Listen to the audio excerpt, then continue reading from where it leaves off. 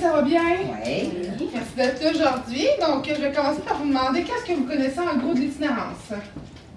C'est des gens qui n'ont pas d'adresse, qui habitent dans la rue. Oui, je sais. Parfait. Un mythe ou réalité? La pauvreté au Québec, ça concerne plus de 1 Québécois sur 10. Oui. C'est vrai. C'est-à-dire plus de 1 Québécois sur 10 n'a pas les revenus suffisants pour couvrir ses besoins de base. C'est mythe ou réalité?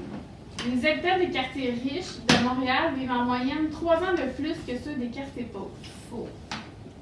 Faux. C'est vrai que c'est un mythe. En fait, l'écart est de 11 ans. C'est surtout relié aux saines habitudes de vie. OK. Mythe ou réalité? 15% des gens sur l'aide sociale sont des fraudeurs du gouvernement. Vrai. Vrai. Et non, ce n'est pas vrai. Il n'y a que seulement que 3% qui vont être fraudeurs envers le gouvernement. Ouais. Mythe ou réalité? Parmi les personnes vivant en situation de pauvreté au Québec, 38% d'entre eux ont un travail rémunéré. Oui. Oui, c'est vrai. Donc, parmi les femmes incarcérées au Canada, 80% d'entre elles ont été condamnées pour un crime lié à la pauvreté. Non.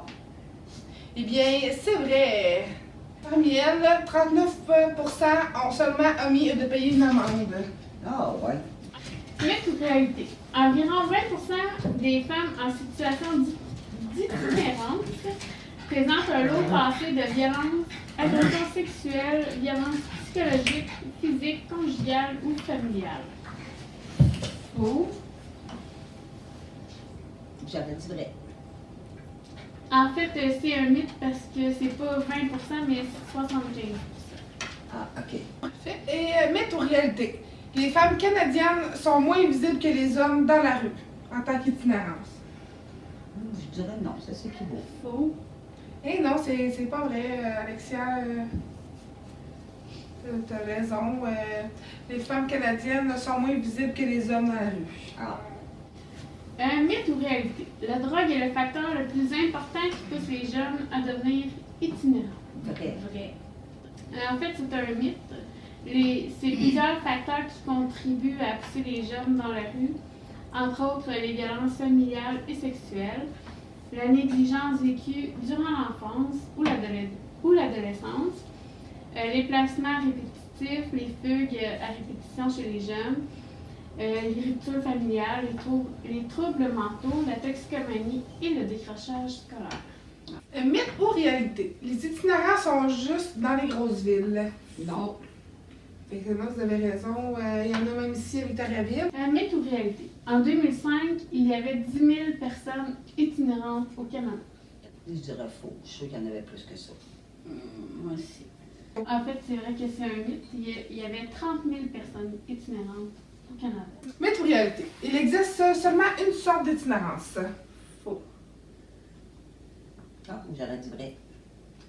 Et je donne raison ici à Alexia. Donc, il existe 3 types d'itinérance. Donc, la situationnelle, c'est les personnes qui parviennent à se reloger et à établir de nouveaux contacts.